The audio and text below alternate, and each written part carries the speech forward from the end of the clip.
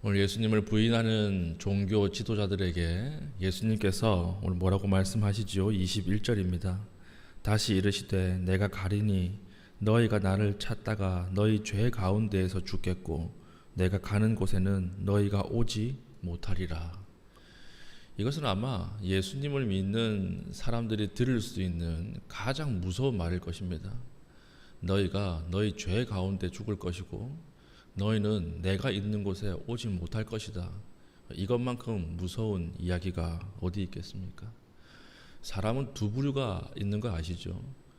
잘 사는 사람은 있을 수 있고 못 사는 사람이 있을 수 있고 많이 배운 사람, 못 배운 사람, 건강한 사람, 아픈 사람, 약한 사람 이런 사람 다 나눌 수 있지만 가장 크게는 두 부류입니다.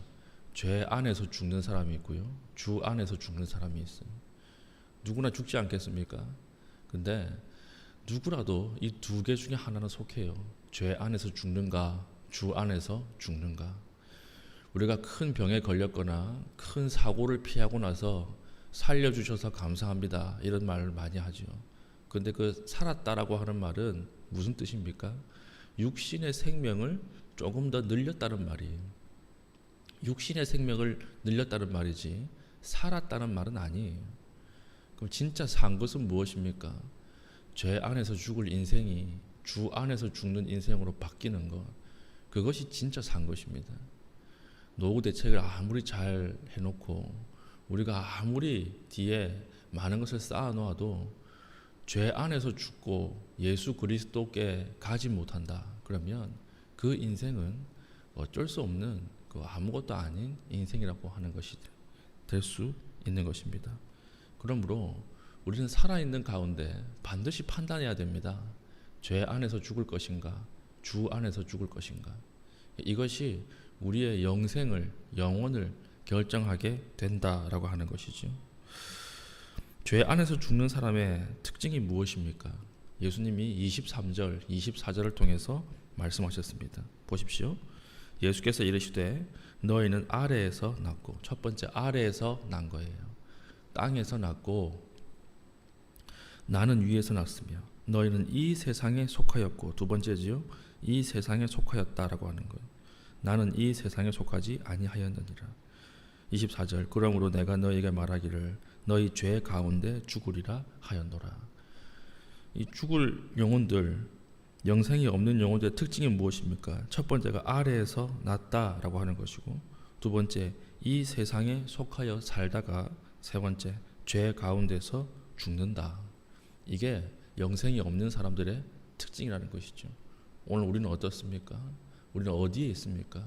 아래에 있습니까? 위에 있습니까? 아니면 이 세상에 속하였습니까? 천국에 속하였습니까? 아니면 우리가 죄 가운데 있습니까? 주 가운데 있습니까? 우리가 이것을 통해서 오늘 하루 우리가 어떻게 살아야 하는가를 알 수 있다라고 하는 것이죠. 그러면 무엇이 삶과 죽음을 가릅니까? 24절 마지막 하반절을 보십시오. 삶과 죽음을 가르는 기준은 무엇이냐? 너희가 만일 내가 그인 줄 믿지 아니하면 너희 죄 가운데서 죽으리라. 믿음이라는 것입니다. 믿음. 예수 그리스도를 믿으면 죄 가운데서 죽을 인생이 주 가운데서 죽는 인생으로 바뀌는 것이고, 예수 그리스도를 믿지 않으면 죄 가운데 태어났다가 그냥 죄 가운데서 죽을 것이다. 이렇게 이야기하는 것입니다. 굉장히 중요한 말씀이죠. 하나님께서 그리스도의 입을 통해서 우리에게 정확하게 복음의 본질에 대해서 말씀하고 계시는 것입니다. 그런데 오늘 듣고 있는 종교 지도자들은 못 알아들어요. 무슨 말인지 모릅니다. 22절 보니까 유대인들이 이르되 그가 말하기를 내가 가는 곳에는 너희가 오지 못하리라 하니 그가 자결하려는가? 이렇게 자살하려고 하는 말인가? 이렇게 알아듣는 거예요. 못 알아듣는 거예요. 27절 그들은 아버지를 가리켜 말씀하신 줄을 깨닫지 못하더라. 예수님이 복음의 본질에 대해서 정확하게 이야기하는데도 불구하고 왜 못 깨닫죠? 그들은 교만했기 때문에 그래요. 이 바로 앞에 우리 어제 무엇을 살폈죠? 가늠한 여인, 이 여인을 중간에 딱 세워놓고 돌로 쳐 죽이자 이렇게 말하는 사람이었지 않습니까? 그러니까 자기들은 이 가늠한 여인과 질적으로 다르다라고 생각하는 거예요. 질적으로 다른 사람이다.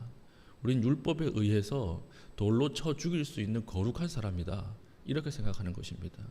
그러니까 자기들은 거룩한 사람, 저 사람은 죽어야 할 사람. 그러니까 그리스도가 필요하지 않은 거예요. 필요하지 않기 때문에 우리는 다르다 이렇게 생각하고 교만하기 때문에, 교만하면 예수 그리스도를 믿을 수가 없죠. 이렇기 때문에 예수님이 아무리 이야기해도 못 알아듣는 것입니다. 그러니까 하는 말이 무엇입니까? 예수님을 바로 앞에 두고도 내가 누구냐 이렇게 물어보는 것이죠. 빌라도도 똑같은 말을 했죠. 진리를 바로 앞에 두고 뭐라고 말했습니까? 진리가 도대체 무엇이냐? 이런 무지가 어디에서 오는 것입니까? 교만에서 오는 것이.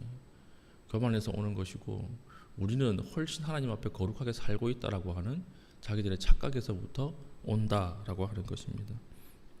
근데 예수님께서는 예수님 앞에 올 때가 있다 이렇게 말씀하시죠. 이들에게 28절 보십시오. 이에 예수께서 이르시되 너희가 인자를 든 후에 내가 그인 줄 알고 또 내가 스스로 아무것도 하지 아니하고 오직 아버지께서 가르치신 대로 이런 것을 말하는 줄도 알리라. 너희들이 나중에는 알게 될 것이다. 인자를 든 후에라고 하는 것이 무엇입니까? 십자가에 너희가 나를 못 박은 후에는 알게 될 것이다. 근데 그때는 늦다는 거예요. 그때는 늦었다. 때가 있습니다. 우리가 영원히 하나님이 은혜의 때를 우리에게 열어주시는 것이 아닙니다. 믿음에는 때가 있어요. 그래서 믿기로 작정하는 사람들은 언제 믿어야 할까요? 지금 당장 믿어야 돼요. 지금 바로 믿어야 됩니다. 그것이 효력이 있습니다. 내일 믿어야지, 내일 모레 믿어야지, 내년부터 믿어야지, 그런 거 없어요. 왜 그렇습니까? 나중에는 알아도 늦을 때가 있다는 것입니다. 그러니까 우리가 전도를 하고 우리가 복음에 대해서 전할 때 우리가 이 복음의 급박성, 시급성을 생각하면서 복음을 전해야 한다라고 하는 것이죠. 그러면 우리가 자칫 착각할 수 있는 것이 무엇이냐? 나는 교회 다니니까 주 곁에서 죽겠구나 이렇게 생각할 수 있는데 아니라는 것입니다. 교회 다니는 정도로 예수님이 말씀하시는 것이 아니에요. 나는 교회를 다니니까, 헌금을 하니까, 나는 그래도 직분이 있으니까 나는 주 안에서 죽겠지, 완전히 착각일 수 있다는 것입니다. 예수님이 뭐라고 말씀하시죠? 29절 나를 보내신 이가 나와 함께 하시도다. 나는 항상 그가 기뻐하는 일을 행함으로 나를 혼자 두지 아니하셨느니라. 나를 믿어야 한다 해놓고 믿음이 있는 사람은 어떻게 행동하는 사람이라는 거죠? 어떻게 사는 사람이라는 거죠? 그가 기뻐하시는 일을 행함으로, 행하는 사람이에요. 행하는 사람. 입술로만 이야기하는 사람이 아니에요. 하나님의 말씀을 딱 듣고 이것을 내가 지킬 수 있는 힘이 없다라고 하는 죄인임을 고백하고 하나라도 지키려고 애쓰는 사람이 있죠. 죄에 대해서 계속 넘어지는데, 유혹에 대해서 계속 넘어가는데 오늘은 안 넘어가려고 기도하는 중에 이를 꽉 깨무는 사람, 그 사람에게 하나님이 믿음이 있다 말씀하시는 것입니다. 말로만 나는 믿습니다, 나는 뭐 가지고 있습니다, 아무 소용이 없다라고 하는 것입니다. 믿음 있는 사람은 오늘 하루 들은 말씀을 가지고 살아내려고 온 힘을 다해서 하나님 앞에 사는 그 사람이 믿음이 있는 사람이라는 것이죠. 오늘 우리가 예수 그리스도의 말씀을 통해서 두 가지를 붙들어야 하겠습니다. 첫 번째는 복음에 있어서 내일은 없다는 거예요. 내일은 더 잘해야지, 그런 거 없어요. 오늘 내가 믿어야 하고 오늘 믿음의 이 결단을 해야 한다라고 하는 것이고, 두 번째는 말씀대로 행하는 것이 믿음이다. 입술로만 말하는 것이 아니라 말씀대로 행하는 그것이 믿음이다라고 하는 것이죠.